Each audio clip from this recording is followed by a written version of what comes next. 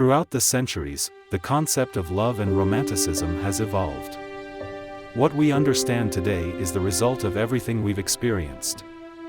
However, even today, we don't have a universal vision of how love works. It can be understood differently depending on one's culture. But something that is universal and unites us with our ancestors is the feelings of lust, longing, attachment, and anger. That's why philosophies like Stoicism remain applicable in the present day. When a relationship with someone ends, it's essential to deconstruct precisely what's happening and why we feel so miserable. The first thing to consider is that falling in love is a highly intense experience. Our bodies produce chemicals that make us feel elated. However, this is fleeting, and after a while, those sensations begin to wane, and we stop idealizing the other person with the ideas we had constructed in our minds. When that passion fades, an attachment remains, which we call affection.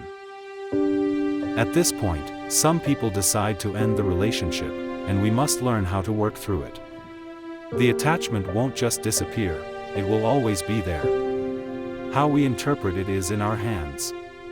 This is where the power of rational thinking, which the Stoics master, comes into play. Although we can't make the pain magically disappear, we can change certain erroneous beliefs to accept the reality of the breakup and find a sense of peace within it. Here are 3 beliefs about these feelings and what the Stoics say about them. 1. I need that person to be happy. This attachment can manifest in clingy behavior and the belief that we need this particular person to be happy. The common response from a friend to this issue might be that there are plenty of fish in the sea. This is entirely true but often offers little consolation and doesn't truly resolve the problem. It doesn't matter if there are 1, 10, or 10 million fish in the sea, the fish is still something external. If we suffer due to a breakup because we believe we need the other person to be happy, we make the mistake of thinking that our happiness depends on something outside of ourselves. This is where Stoicism firmly disagrees.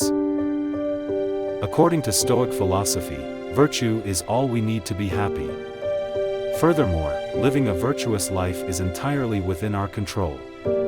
Romance, a relationship, marriage, and even having a family are all deemed unnecessary for happiness by the Stoics.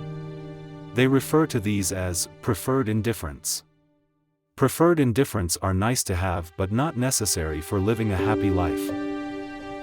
2. That person should be mine. This belief or idea often stirs anger in people. It can lead us to view the other person as a possession, or at the very least, as something in our life to which we are entitled. This notion often goes hand in hand with jealousy, which is essentially a fear of loss. When this person decides to break up with us, we feel hurt and may think that the reason for the breakup is somehow unjust. Furthermore, when the breakup involves infidelity or deceit, we feel betrayed. Ideas like monogamy or sexual exclusivity have not always been the norm. They are merely concepts applied within social structures, religions, or traditions. Since these concepts are part of our normative framework, they fuel a sense of entitlement, possession, and fear of loss. In today's world, with increasing sexual freedom worldwide, the rise of dating apps, and a decreasing emphasis on marriage, the chances of relationships breaking down are high. Consequently, breakups are becoming more common, as are instances of infidelity. The Stoic philosopher Epictetus left us with a concept regarding how we should position ourselves regarding the loss of things we love. He said, "Never say you have lost something, but rather, you have returned it. While you have it, take care of it, but do not consider it yours, just as a traveler does not consider the inn where they stay as their own." 3. I won't be able to get over it. The excruciating pain that a breakup brings makes it seem almost impossible to overcome, but the saying holds true, time heals all wounds.